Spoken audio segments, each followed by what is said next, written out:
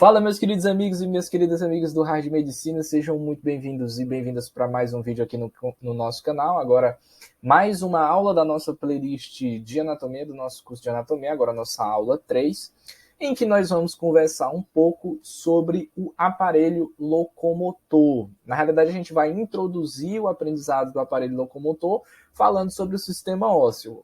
Ah, Eric, mas você não havia dito que a gente ia fazer um estudo da anatomia de forma topográfica, né? Estudando as regiões, tórax, abdômen? Sim, a gente vai fazer isso, mas é fundamental que a gente coloque esses conceitos iniciais, em todo livro de anatomia tem isso, ok? E são conceitos que necessitam da abordagem sistemática. Na realidade, a gente vai trazer conceitos da histologia, então já é uma playlist que mescla a histologia também junto das aulas. Não de forma bem específica, trabalhando as lâminas, né, como vocês vão ter nas aulas de histologia especificamente, mas de uma forma mais geral, com conceitos que são importantes que nós saibamos aqui para a prática da anatomia, perfeito? Então, como eu já disse, não vamos perder muito tempo, vamos iniciar a nossa aula. Só quero que desde já pedir aqui a você que você deixe seu like neste vídeo, se inscreva no canal do Hard Medicina para que você não perca as próximas novidades aqui no nosso canal, tá bom? Então, na aula de hoje, como eu já falei, a gente vai estar vendo o aparelho locomotor. Na realidade, a gente vai estar introduzindo um conceito do aparelho locomotor, que é, na realidade, um dos sistemas que compõem esse aparelho locomotor. E já que a gente está falando dos sistemas que o compõem, por que não logo de cara entender e saber quem são esses sistemas? Que são basicamente três: os sistemas esquelético, articular e muscular, ok? Então, nas próximas aulas, a gente vai explorar basicamente esses outros dois sistemas, né? Na aula de hoje a gente vai falar do sistema esquelético e nas próximas aulas, nas duas próximas aulas, a gente vai falar dos outros dois sistemas, que são o sistema articular e o sistema muscular. Eu acredito que a aula de sistema esquelético ela é a maior, ok? As aulas de articular e muscular vão ser um pouco menores. Lembrando que eu não vou trabalhar fisiologia muscular especificamente na aula de sistema muscular. Posso até citar uma coisa ou outra aqui que seja interessante, mas especificamente de forma detalhada a gente não vai abordar. Vamos deixar para fazer isso na playlist de fisiologia. Perfeito, pessoal? Importante citar o seguinte aqui para vocês. O sistema esquelético e o articular, em conjunto, vão formar a parte passiva do aparelho locomotor. Eles vão formar os movimentos passivos. Então, aqueles movimentos que a gente estudou na última aula, aliás, na primeira aula, né, que a gente eu mostrei para vocês aqueles movimentos eles são possíveis por conta que nós temos o sistema ósseo, o sistema esquelético, que se articula entre si por conta de um sistema articular, das articulações, só que aqueles movimentos eles são passivos. A gente precisa de algo para fazer com que aqueles movimentos aconteçam. Então, a parte ativa do aparelho locomotor é, de fato, o sistema muscular. Obviamente, associando-o com o sistema nervoso. Então, o sistema nervoso dispara uma condução para que dispara uma ordem, né, de fato, para que o sistema muscular execute um dado movimento, ok? Então, a contração muscular é quem vai, de fato, executar esses movimentos de forma ativa.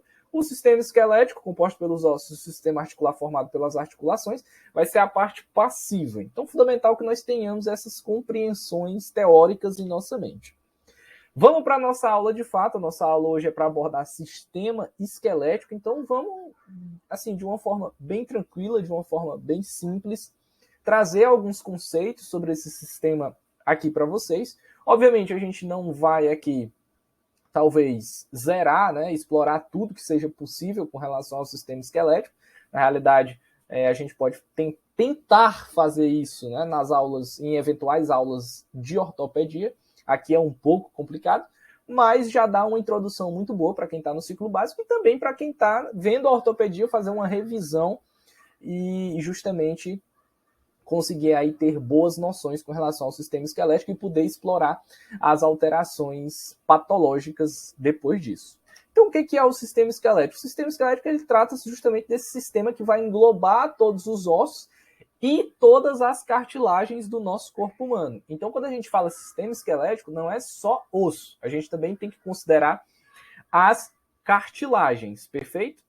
E é fundamental que a gente entenda que a parte da anatomia que estuda os ossos é a osteologia, e a que estuda as articulações é a artrologia, ok? Então, o que a gente, de certa maneira, vai estar fazendo aqui nessa playlist, neste momento, nesta aula, vai ser a parte da osteologia, né? Vamos estar estudando os ossos e também as cartilagens nesse tal sistema esquelético. Perfeito, pessoal? Bom, então a osteologia, como o próprio nome já diz, já prediz na realidade, é o estudo dos ossos que constituem aí as diferentes peças do nosso esqueleto. Perfeito? E quem são esses ossos, né, pessoal? E qual é o conceito de osso, de um modo geral? Os ossos vão ser essas estruturas que estarão interpostas entre as partes moles. Então, os ossos eles ficam sempre interpostos entre as partes moles. A gente sempre vai ter alguma camada muscular externa, às vezes interna também, aos ossos. Então, se a gente imaginar a perna, a gente tem estruturas musculares, por exemplo, externas a esses ossos da perna, como é o caso do fêmur, que a gente vai usar como em alguns exemplos aqui nessa nossa aula de hoje. Perfeito? Então, eles estão localizados de uma maneira geral, e bem por cima também, né, generalizando de um modo geral, eles vão estar localizados de forma interposta entre as partes moles. E o osso, o conceito de osso, de uma forma bem simples, vai ser justamente essa forma sólida de tecido conectivo, altamente especializada, que vai formar a maior parte do esqueleto. E a cartilagem vai ser uma forma mais elástica, em contraponto à forma do osso, perfeito? De tecido conectivo, que vai ser semi-rígido e vai participar do esqueleto nos locais, principalmente, onde ocorrem movimentos, que vão ser geralmente onde? Vão ser nas articulações. Então, a gente tem cartilagem principalmente nas articulações, nos locais de articulação óssea, perfeito? Então, é importante que nós façamos que a gente guarde essa informação na nossa cabeça. Cartilagem é principalmente nos locais de articulação. Eu posso ter cartilagem fora desses locais de articulação? Posso, mas principalmente a gente vai ter nesses locais de articulação, que vão ser esses locais que estarão mais sujeitos à movimentação, por exemplo, ombro, né? Então, quando a gente fala de articulação de ombro, a gente tem cartilagens que estão ali, o labrum, por exemplo, que vai ser uma cartilagem que vai estar ali, no nosso interposta entre a cabeça do húmero e a escápula, ok? Vai ser justamente uma articulação para diminuir esse atrito que existiria entre a cabeça do húmero e a face articular do húmero na escápula. Perfeito, gente? Então, o labro, essa cartilagem, vai diminuir isso aí, vai diminuir justamente esse atrito, e quando a gente tem alterações de degeneração, principalmente desse labro, a gente começa a ter problemas nessa articulação do ombro, ok? Então, a cartilagem é um tecido conectivo extremamente importante, perfeito? E aí a gente diferencia cartilagem de osso por conta da forma. Um é sólido e o outro não é sólido. O outro é mais elástico, perfeito? Mas é semirrígido. Não significa que seja, pelo fato de ser elástico, não significa que ele vá estar deformando. Não, ele é semirrígido. E uma característica importante das cartilagens, que vão ser faladas ainda mais à frente, quando a gente estiver mostrando para vocês os exames de imagem, é que as cartilagens desses exames de imagem, elas não captam, por exemplo, vou me corrigir agora rapidamente, né, nos exames de imagem que tem radiação iônica, que trabalham com raio-x. As cartilagens, elas não vão captar bem o raio-x, ok? Então, num exame de radiografia, quando você pega uma radiografia, é muito comum, principalmente radiografia de criança, que você pense que em um dado local existe uma fratura, e na realidade não existe uma fratura. O que tem ali é uma cartilagem, ok? Que ainda está, como se trata de uma criança, obviamente, ainda está ali em processo, né? Uma criança que ainda está em processo de crescimento, aquela cartilagem ainda vai sofrer um processo de ossificação futuramente, então é importante que nós tenhamos isso bem definido na nossa cabeça. Vamos começar a explorar um pouco aqui a função dos ossos. Então, primeira delas são locais de produção de células sanguíneas. Nós precisamos lembrar que a nossa medula óssea vermelha, ela vai estar localizada nos ossos, né? No interior dos ossos. Então, onde vai estar sendo produzido hemácia, ok? Onde vai estar sendo produzido células sanguíneas, vai ser justamente na nossa medula óssea vermelha, que está localizada onde? Dentro dos ossos. Então, essa é uma função fundamental. Uma pessoa que não tem nenhum tipo de problema com relação a essa produção, né, ela produz sangue diariamente, ok? Ela produz sangue diariamente. Não à toa nós podemos doar sangue, ok? Então, se você é uma pessoa saudável, que não tem nenhuma alteração, você pode doar seu sangue, uma vez que as suas células serão novamente produzidas, né? Essas suas células sanguíneas serão novamente produzidas lá na sua medula óssea vermelha, que está localizada dentro dos ossos, principalmente na região de osso compacto. Então, ossos que possuem osso compacto, aliás, perdão, nas regiões de osso esponjoso, né? Ossos que possuem osso esponjoso, esse tipo de osso, né? Esse osso esponjoso, eles vão ter essa medula óssea produzindo justamente esses componentes sanguíneos, que são fundamentais para a vida.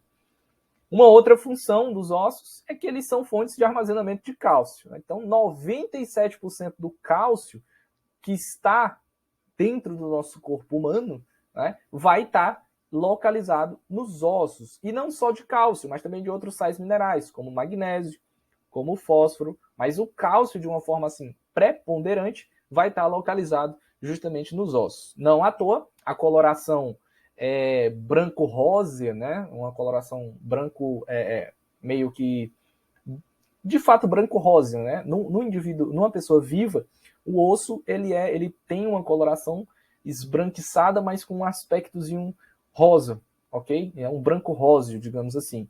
E nos ossos que a gente tem em laboratório, por exemplo, laboratório de anatomia, a gente vê que os ossos eles têm uma característica mais amarelada, né? Existe essa variação de cor dos ossos a depender de onde nós estamos analisando. Mas, fundamentalmente, os ossos eles são brancos. Então, essa coloração branca, ela se dá justamente por conta da preponderância do cálcio. Então, 97% do cálcio localizado no nosso corpo humano vai estar situado principalmente nos ossos, ok? Vai estar lá nos ossos, 97%. Os outros 3% vão estar participando aí de processos metabólicos, dentre os quais, por exemplo, o processo de contração muscular.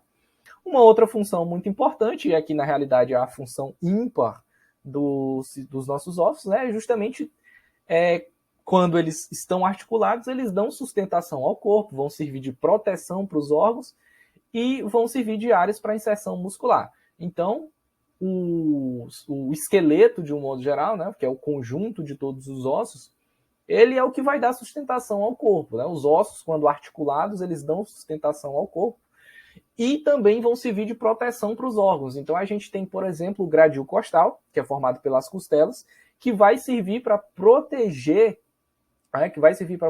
ali dois órgãos extremamente vitais que nós temos, que são o coração e o pulmão. Né? E também a gente tem os ossos do crânio, que vão servir para proteger um outro órgão vital do nosso organismo, que é justamente o nosso cérebro. E a gente tem também as vértebras, que vão ser ossos que vão estar aí recobrindo, né, revestindo a medula, que é um outro órgão extremamente fundamental para a vida. Então, assim, tem essas funções que são extremamente importantes, dentre as quais a principal, de um modo geral, é essa última aqui que está aqui destacada para vocês.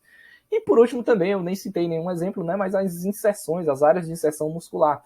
Então, os ossos eles vão se inserir justamente, os músculos eles vão se inserir justamente nos ossos, ok? E aí a gente vai ter os tendões, os ligamentos, né? E aí tem aquela diferença de tendão para ligamento, né? Não sei se vocês lembram o que é tendão, o que é ligamento.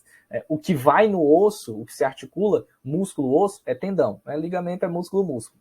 Então, os tendões vão serão, de fato, apoiados, não é nem apoiados, acho que o termo mais correto seria até pregados mesmo, né? Não sei, mas para ficar de uma forma assim compreensível. Né? Os tendões eles vão ser pregados justamente nos ossos, perfeito? E bom, vamos conversar um pouco agora, a gente entendeu as funções dos ossos, então vamos agora explorar um pouco da histologia desses ossos, falar um pouco das células que formam esses ossos. Então, são células que formam os nossos ossos, principalmente 3 tipos celulares. A gente vai ter os osteoblastos, os osteócitos e os osteoclastos. Os osteoblastos vão ser células ósseas jovens, que vão ter a função de formar osso. A formação de osso, ela é comandada, né, por um processo metabólico que nós temos, que envolve alguns hormônios, né? E não à toa, o grande estirão que tanto meninos quanto meninas têm é durante o período da puberdade, né? Então, no período da puberdade, que é esse boom de hormônios, a gente vai ter esses estirões, né, que vão ser justamente e que aliás, que vai comandar, né, que vai ser comandado por esses hormônios, esse estirão. E a principal célula relacionada à formação de osso aí, no caso, é o osteoblasto. O osteócito, ele é uma célula madura. Então, osteoblasto e osteócito, eles têm a mesma função. Eles vão formar osso. Só que o osteócito, ele se altera, né? Ele tem uma como é que eu posso dizer? Uma estrutura diferente do osteoblasto. E não é à toa, porque o osteócito, ele tem, de fato, essa pouca atividade osteoblástica, essa pouca atividade construtora de osso, ok? Mas um osteócito, na realidade, ele é um osteoblasto maduro. Ele é uma célula madura. O osteoclasto não, é uma célula jovem, ok? É uma célula jovem que vai aí estar trabalhando, formando osso. O osteoclasto tem a função contrária do osteoblasto. Eles serão células aí responsáveis por reabsorção da matriz óssea. Então, enquanto o osteoblasto vai formar matriz óssea, o osteoclasto vai, de fato, reabsorver essa matriz óssea. Então, ele vai tirar essa matriz, podemos dizer assim, ok? Então, nós temos aí fatores importantes que regulam isso, como a calcitonina, ok? Eu não vou entrar nesses detalhes mais fisiológicos da coisa, porque o objetivo aqui é trabalhar a anatomia especificamente. Mas saibam que, basicamente, nós temos três tipos celulares aliás, três tipos de células, né? Três tipos celulares que formam os nossos ossos. Osteoblastos, osteócitos e osteoclastos. E entender qual é a função de cada um deles e qual é a diferença entre eles. Não, como eu disse, não vamos explorar aqui, não é uma playlist específica de histologia, então a gente não vai explorar a lâmina histológica para mostrar diferenças estruturais entre cada uma deles. Vamos deixar isso para a parte lá da histologia mesmo. Aqui na anatomia a gente só entende que são esses os tipos celulares que importam para nós. Entendidos os tipos celulares, então é fundamental que a gente entenda agora os tipos de tecidos ósseos. Então essas células elas vão ali, né, trabalhar para formar a matriz óssea, trabalhar para formar o que nós conhecemos como justamente essa composição do osso, né, que basicamente vai ser de matriz, sais inorgânicos e água, ok? Mas essa matriz, que é o tecido, de um modo geral, ok? Que é o tecido ósseo, ela tem algumas diferenças. E a gente consegue predizer essas diferenças, principalmente quando a gente está analisando os ossos longos. E aí a gente pega como exemplo, de um modo geral, o fêmur, ok? E aí, nos ossos longos, a gente vai ter principalmente dois tipos de tecido ósseo. O primeiro tipo de tecido ósseo é o tecido ósseo esponjoso, também chamado de trabecular.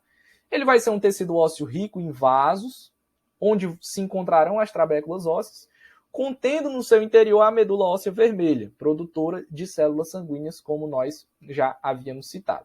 Então, o fêmur, ele é um importante local de produção de células sanguíneas, é um importante local de hematopoiese, ok? De produção destes componentes sanguíneos.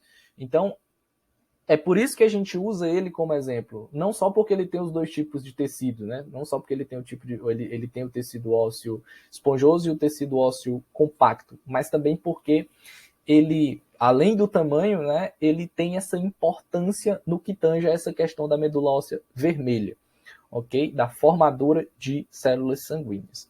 Então vai ser isso. A parte de tecido ósseo esponjoso vai ser essa parte rica em vasos, e que vai ter essas trabéculas que no seu interior estará contida, na realidade, aí a medula óssea responsável por produzir células sanguíneas. Importante deixar claro para vocês desde já, todo osso tem tecido esponjoso e tecido compacto. Só que essa quantidade de tecido compacto, essa quantidade de tecido esponjoso, vai variar a depender da região do osso, ok?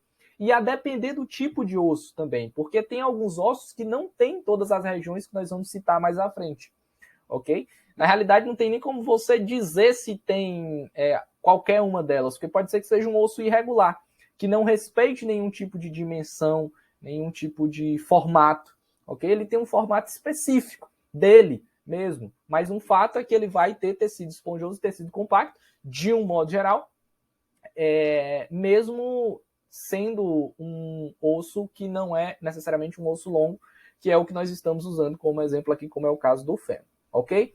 Então, é importante que vocês tenham isso em mente desde já. Todo osso, ele tem tecido esponjoso e tem tecido compacto. O que vai variar é a quantidade. Alguns vão ter mais tecido compacto do que tecido esponjoso, outros vão ter mais tecido esponjoso do que tecido compacto, e outros vão ter tecido esponjoso e compacto na mesma proporção. Perfeito? Então, como eu já estou falando do tecido compacto, vamos entendê-lo, né? O tecido compacto, também chamado de denso, né? Tecido ósseo denso, vai ser esse tecido ósseo onde as células elas vão estar elas estarão dispostas de forma lamelar, sobrepostas, formando um tecido denso, pouco vascularizado. Isso é uma característica importante do tecido denso, em comparação ao trabecular, que é bem vascularizado, né? A unidade estrutural básica do osso compacto é o sistema harvesiano, formado pelos canais de Harves, ok? Eu não vou citar especificamente isso, porque é uma parte bem teórica mesmo. Os canais de Harves, eles não são visíveis a olho nu, eles são visíveis apenas na histologia, né? Então eu não vou explicitar esses canais. Mas é importante que nós saibamos que eles existem, e que vai ser a unidade estrutural básica do osso compacto, vai ser esse sistema harvesiano formado pelos canais de Harvard, etc. Bom, então são esses os dois tipos de ossos que nós temos. Tecido ósseo esponjoso ou trabecular e tecido ósseo compacto ou denso. Basicamente isso. Perfeito, pessoal? E aí, como eu falei para vocês, a depender da região do osso, esses dois tecidos eles vão ter a sua concentração variável, como já foi citado. Nos ossos longos, ok? Nos ossos longos, como exemplo do fêmur e como exemplo do húmero também, que é o caso aqui, neste caso, eu acho que esse aqui é o húmero, tá cortado, então não tenho muita certeza, mas pode ser o fêmur também, né? Mas enfim, não, aqui é o húmero, com toda certeza é o húmero, tá? Nessa imagem aí que está colocada para vocês. O fato é que, nos ossos longos, nós vamos ter a diferenciação de 3 regiões. Quais são essas 3 regiões, Eric? A epífise, a metáfise e a diáfise, ok? De um modo geral, na maioria dos ossos, a gente vai discernir entre epífise e diáfise. A gente não costuma falar na metáfise, mas a metáfise, ela existe. E é importante, principalmente no processo de ossificação, que a gente entenda essa região da metáfise, que é, nos ossos longos, o principal local de ossificação.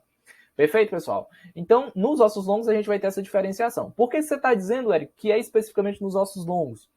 Porque nos outros tipos ósseos, pode ser que a gente não tenha essas 3 regiões, ok? E nos ossos irregulares, por exemplo, a gente nem tem região nenhuma, é o osso como um todo. Não tem como você dizer que ali vai ser a diáfise, ali vai ser a metáfise, porque não tem como diferenciar, né? São ossos de formato... Por exemplo, como é que eu digo numa vértebra torácica, como é que eu digo onde é a epífise, a diáfise e a metáfise dela? Não tem como eu falar, né? Não tem como eu dizer.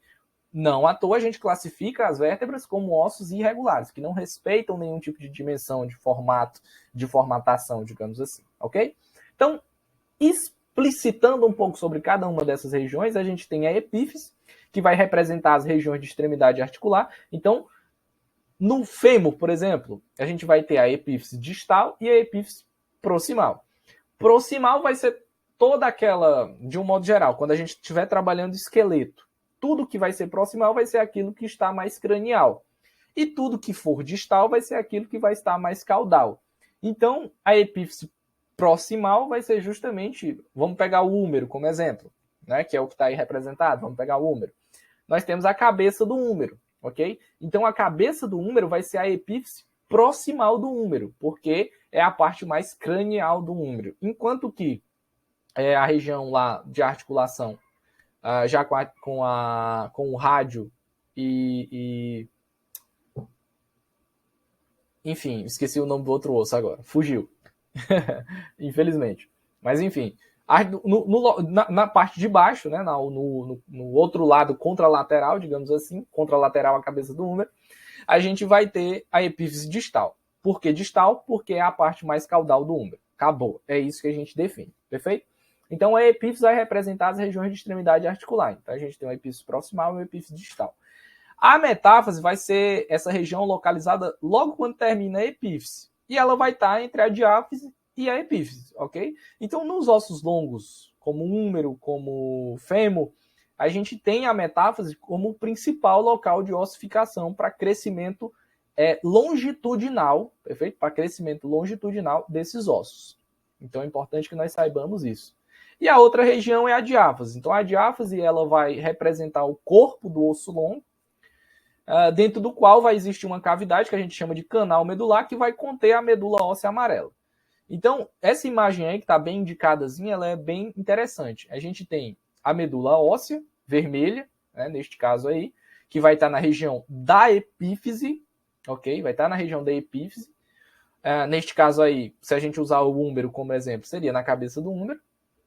E aí perceba que representado aí, a gente teria a metáfase logo após a epífise, e logo após a metáfase a gente teria a diáfise, e na diáfase a gente teria essa estrutura que a gente chama de cavidade medular, que está aí representada e apontada para vocês.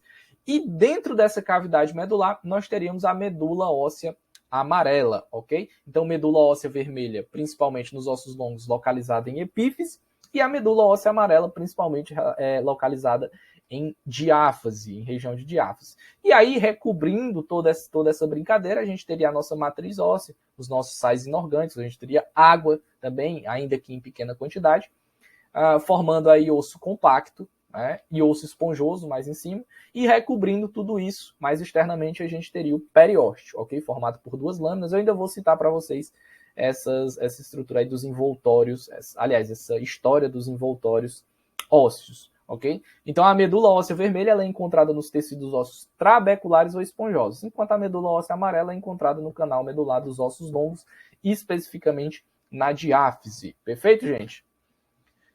E aí, das regiões dos ossos, é importante citar aquilo que eu já disse para vocês, né? Todos os ossos eles vão apresentar os dois tipos ósseos citados, tanto o osso esponjoso quanto o osso compacto, sendo variante apenas a sua concentração a depender da região. Ok? A depender da região. Então, em epífise, pode ser que tenha, por exemplo, no osso longo. Na epífise, a gente vai ter mais osso esponjoso do que osso compacto. Enquanto na diáfise, a gente tem mais osso compacto que osso esponjoso. Isso nos ossos longos. Perfeito? E aí, nos ossos de formato irregular, é um pouco difícil a gente dizer isso com relação à concentração de tecido, mas o que a gente sabe é que, independentemente do formato, lá naquele osso vai ter tecido esponjoso e tecido compacto. Ok, pessoal? Bom, e aí, fechada essa parte das regiões, a gente passa para tentar entender um pouco da composição dos ossos. Na realidade, isso é bem simples, né? Todos os ossos eles vão ser formados por uma matriz óssea, sais inorgânicos e água. A matriz óssea vai ser representada pelas células ósseas, aquelas que a gente já citou, osteoclasto, osteoblasto, osteócito, e também por fibras colágenas, que vão aí ser fundamentais para a formação e estruturação e firmeza desse tipo de osso. E a gente vai ter os sais inorgânicos, que vão ser principalmente representados por cálcio, magnésio e fósforo, já também citados aqui na nossa aula. O cálcio, 97% dele vai estar situado nos ossos. Os outros 3%, como eu já falei, vão ser relacionados aí a alguns outros processos metabólicos do nosso organismo, dentre os quais o processo de contração muscular. E também a gente tem a água, né? A água ela vai ocupar os espaços dentro dos ossos, incluindo os canais nutrientes do sistema harvesiano. Ok? Então existe água nos ossos, ainda que em uma pequena quantidade. E aí a classificação dos ossos. Bom, isso aqui é importante porque chega naquela parte fundamental que eu já havia dito para vocês. Essa história de diáfise, epífise, metáfise, ela serve principalmente para os ossos longos, perfeito? Ela serve principalmente para os ossos longos.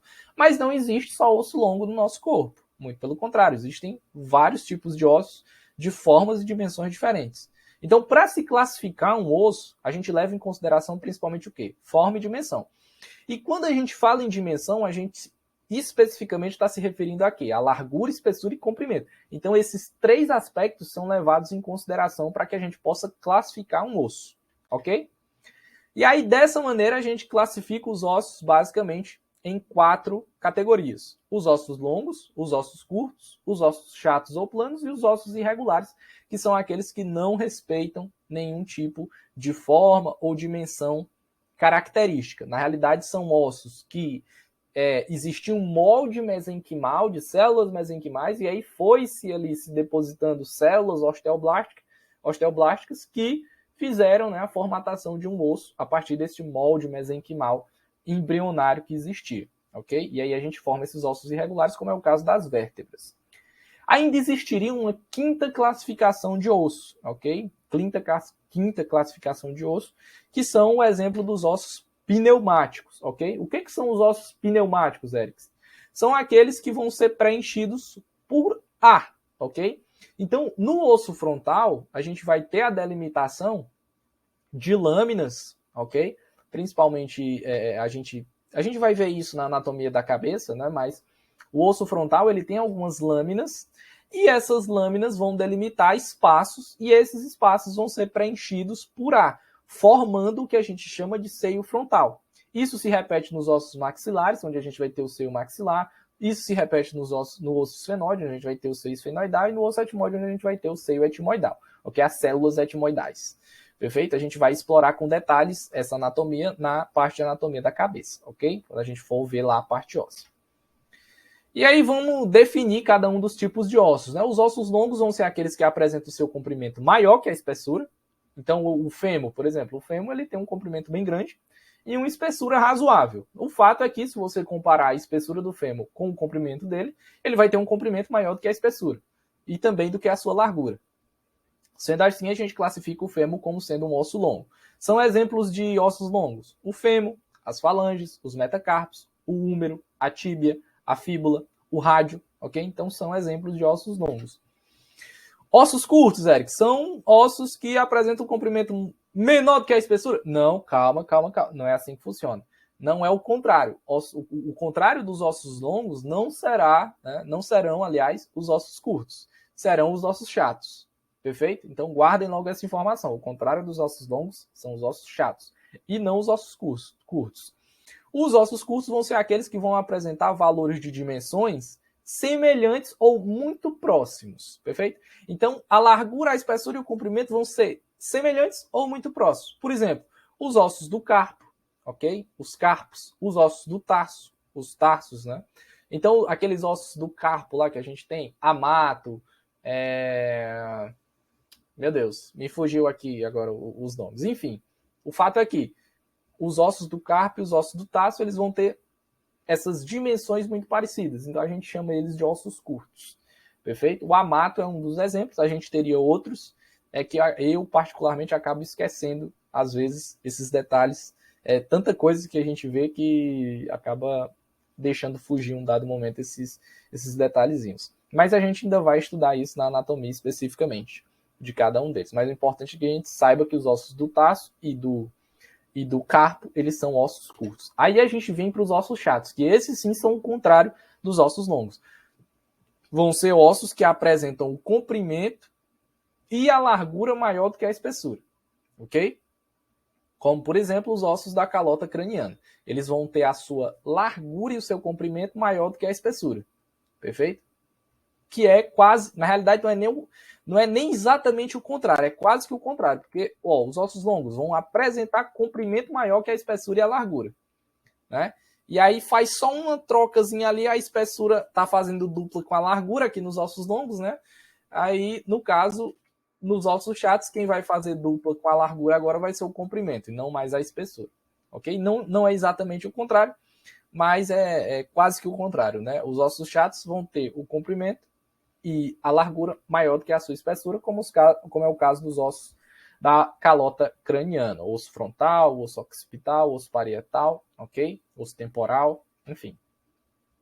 E aí nós temos, por último, a classificação dos ossos irregulares, que vão ser aqueles que não apresentam forma definida, que se consiga determinar pelas suas dimensões.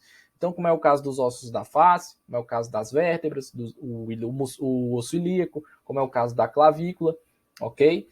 Como é o caso da escápula também. Então, os anatomistas eles classificam esses ossos de um modo geral como não sendo ossos que têm um formato que se consiga determinar a partir das dimensões dele, porque ele tem tantos relevos, tantas coisas que não se consegue definir de fato, esse aqui é um osso longo, esse aqui é um osso curto, esse aqui é um osso chato. Enfim, não dá para a gente conseguir dizer especificamente. Perfeito, pessoal? Então, a classificação de osso, basicamente, é essa. É isso que nós precisamos entender. E aí vamos passar para a parte dos envoltórios ósseos, né? A gente está quase já finalizando a nossa aula, ok? Ainda tem mais algumas informações a serem ditas, né? Mas vamos continuar aqui citando especificamente os envoltórios ósseos. Quem são os envoltórios ósseos, né? Os envoltórios dos ossos, na realidade. Serão envoltórios ósseos o endósteo e o periósteo. Perfeito, pessoal? Então, isso aqui não é tecido, isso aqui não é célula, isso aqui é uma definição. Existe a definição do que é endósteo e a definição do que é periósteo, ok? Então, na realidade, eles vão ser vão fazer parte do tecido ósseo, ok? E eles vão ser a camada, e na realidade, vão ser duas camadas, né? A camada do endósteo e a camada do periósteo. A camada do endósteo vai ser aquela camada mais interna. É a que vai revestir o canal medular, ok? A que vai revestir aquele canal medular, por exemplo, nos ossos longos. Enquanto que o periósteo vai ser a camada mais externa. E esse periósteo vai ser formado por duas membranas. Uma membrana interna, que vai ser fundamentalmente osteogênica, nos ossos longos, responsável pelo crescimento em espessura desses ossos, e uma membrana externa que vai ter uma função protetora, composta principalmente por fibras colágenas, ok? Que vai ter essa função protetora para o osso. Então, quando a gente pega o osso longo, como exemplo, é o que está aqui colocado ali, onde a gente tem endósteo, em inglês, né, endósteo. A gente vai ter ele ali revestindo principalmente esse canal medular, e o periósteo mais externo, revestindo o osso como um todo, o osso longo como um todo, fazendo essa função protetora, ok? Lembrando que o periósteo ele tem duas membranas, né? Uma interna, que vai ter essa função osteoblástica, né? Osteogênica, responsável pelo crescimento do osso em espessura, enquanto que a membrana externa vai ter essa função mais de proteção. Bom, ainda é importante que a gente cite, em se tratando de tecido ósseo, a parte da ossificação, ok? Então, como é que os ossos se formam? Né? Como é que eles aumentam? Como é que eles crescem? Né? Então, de um modo geral, basicamente, a gente vai ter dois tipos de ossificação. A ossificação endocondral e a ossificação intramembranosa.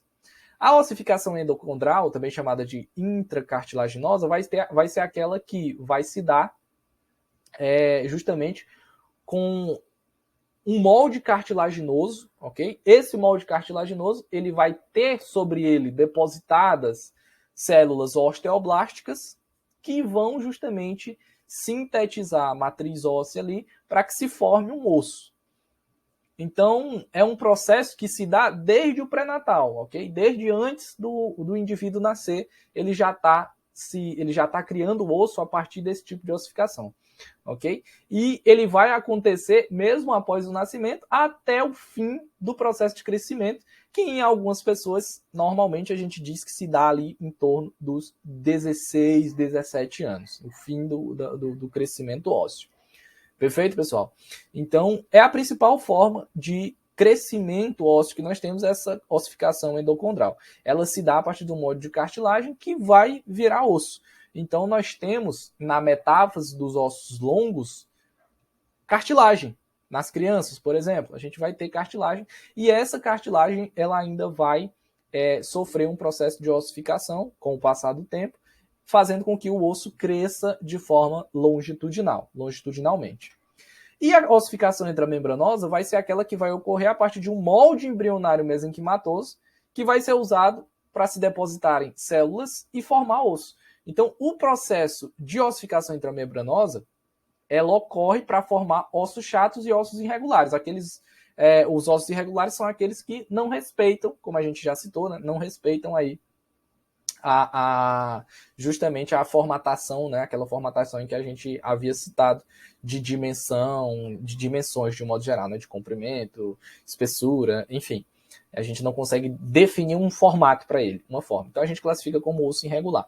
Esses ossos irregulares, eles são formados a partir de um molde mesenquimatoso, no qual se depositaram células, né? Células osteoblásticas, e aí se formou um osso, ok? Se formou aquele tipo ósseo. A ossificação endocondral, eita, quase não sai. E a ossificação intramembranosa, elas ocorrem de forma concomitante. Então, tanto a gente tem uma quanto tem a outra. Não existe assim, acontece primeiro essa, depois essa. Não. Nos ossos, nos específicos ossos em que cada uma delas ocorre, né, tanto ocorre uma quanto a outra. Então, ossificação endocondral, a gente lembra principalmente de ossos longos, enquanto ossos longos e curtos, enquanto que a ossificação intramembranosa vai ser aquela que a gente vai lembrar principalmente de ossos chatos e irregulares. Sobre número de ossos, né? Sobre número de ossos. Usa-se como referência, né, a idade de 30 anos para determinar essa contagem óssea do corpo humano. Por que 30 anos, Eric? Quando você pega uma criança de 6 anos, por exemplo, é possível que essa contagem ela seja superestimada, pelo fato do que eu disse para vocês. Existem ainda muitos moldes cartilaginosos que ainda vão sofrer processo de ossificação no processo de crescimento desse indivíduo. Então, de uma forma bem natural, a gente vai contar mais ossos do que se deveria contar naturalmente. Então, a gente pega um indivíduo já de meia idade, de 30 anos, né, uma média, um indivíduo de meia idade, de 30 anos, e a gente conta os ossos desse indivíduo de meia idade de 30 anos e espera-se que tenha uma dada quantidade X, que é de 206 ossos. Nesses 206 ossos, a gente está aqui excetuando os ossos sesamoides, que vão estar presentes aí principalmente em membros, inferior e superior, ok? E os ossos wormianos, que vão ser ossos que vão estar aí presentes na calota craniana. Eles são ossos pequenos demais, né? São ossos muito pequenos e que a gente não considera nessa contagem óssea. E, obviamente, a gente conta 206, excetuando também as variações anatômicas, ok? Então, os indivíduos que que têm algum tipo de variação anatômica, né, eles são exceção à regra. Então, a gente pega uma epidemiologia geral, digamos assim. A gente já discutiu um pouco sobre isso na primeira aula, que a gente citava variação anatômica. E aí a gente define que, de um modo geral, são 206 ossos que formam o nosso esqueleto, perfeito? E aí nós vamos ter uma variedade de formas muito, assim, muito importante, né? Os ossos eles vão apresentar diversas formas, com relevos, com depressões, com orifícios, e dentre essas variações a gente tem, por exemplo, as linhas, as cristas, espinhas, tubérculos, tuberosidade, protuberância, trocantes, sulcos, incisuras, forames, cavidade, fóvea, superfície articular, faceta articular, etc, etc, etc, etc. Eric, eu preciso me preocupar em estar decorando isso? Não, pessoal, não precisa. Nas aulas específicas das regiões que a gente vai trabalhar, quando nós estivermos trabalhando tórax, então a gente vai ver toda uma parte do estudo da anatomia óssea do tórax. E aí a gente vai explorar, por exemplo, as costelas. E aí nas costelas a gente vai ter demarcações de linhas, a gente vai ter demarcações de tubérculos, e aí a gente vai entender qual é a diferença de tuberosidade para tubérculo, ok? Vamos ver os trocânteres quando estivermos estudando membros inferiores e assim sucessivamente. Vamos com calma, ok? Aqui é uma aula de introdução ao sistema ósseo, quando a gente está apresentando só esses conceitos. Então não precisa ainda se preocupar com relação a isso aqui. E para fechar a nossa aula de hoje, só citar aí, no caso, o conceito de esqueleto, né? Como eu disse para vocês, a gente tem 206 ossos formando esse esqueleto. O sistema ósseo ele é formado pelos ossos e o conjunto dos ossos, né? Até errei aí, né? Dos ósseos não, perdão. O conjunto dos ossos vai ser denominado esqueleto. E aí a gente vai ter essa informação categórica e teórica sobre o esqueleto, que é a divisão em esqueleto axial e esqueleto apendicular. O esqueleto axial vai ser formado por essas três estruturas, decorem: cabeça, tórax e coluna vertebral, ok? Cabeça, tórax e coluna vertebral. Então, os ossos da cabeça, os ossos do tórax e os ossos da coluna vertebral formam o esqueleto axial. Enquanto que o esqueleto apendicular vai ser formado pelos apêndices do esqueleto, que são justamente os membros superiores e inferiores. Esses membros superiores e inferiores, o esqueleto apendicular, portanto, vai se articular com o esqueleto axial por intermédio do que nós chamamos de cíngulo. E a gente tem dois cíngulos, um cíngulo do membro superior e um cíngulo do membro inferior. Né? Aliás, um cíngulo dos membros superiores e um cíngulo dos membros inferiores. O cíngulo dos membros superiores vai ser a escápula, né? As escápulas, na realidade, são duas, uma do lado direito e uma do lado esquerdo, que vai aí se articular com os membros superiores, ok? E o símbolo dos membros inferiores vai ser justamente a bacia, onde nós vamos ter aí se articulando, tanto de um lado quanto do outro, né, os membros inferiores, perfeito? Tanto do lado direito quanto do lado esquerdo. Então, meus queridos amigos e minhas queridas amigas, basicamente era isso que nós tínhamos para falar nesta aula de hoje, nesses 40 e poucos minutos de aula.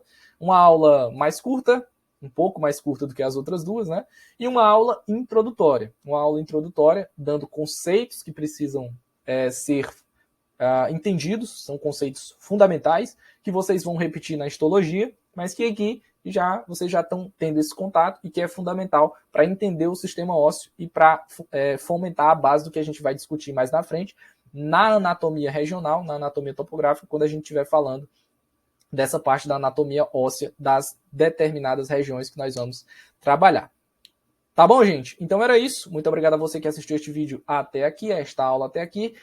Se realmente tiver lhe servido de algo, por favor, eu peço que você deixe aí o seu like, deixe a sua inscrição e deixe também o seu comentário aí para nos ajudar na elaboração de aulas futuras.